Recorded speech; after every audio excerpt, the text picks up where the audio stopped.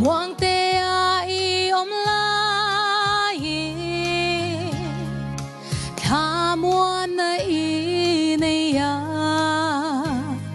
ishan ngai lo chu ma se tu na her sa chu zoma la rin om tlat la a om pui che ama chu muan na pa thia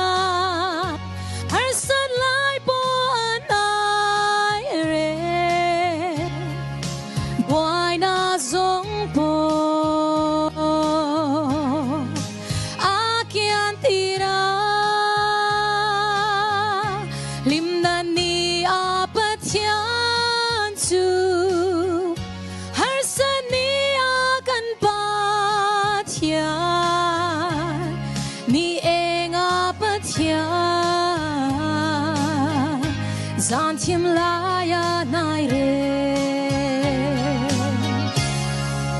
va muan na tlanga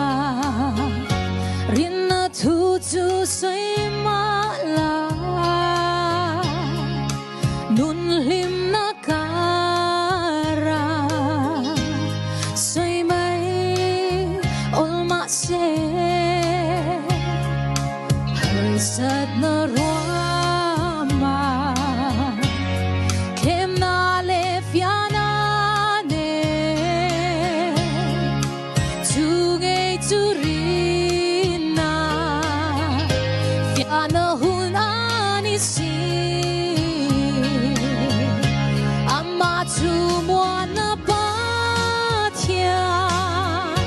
har san lai po anai re boy na zong po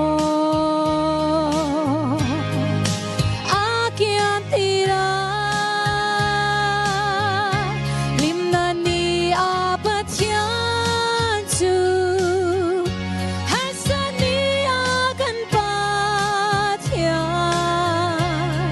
ni eng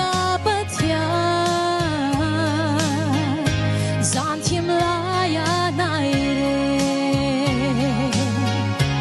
and the God on the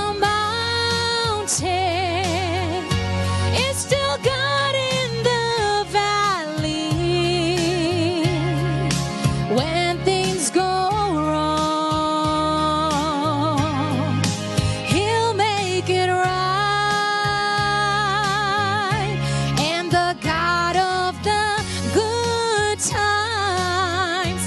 is still God in the bad times the God of the day is still God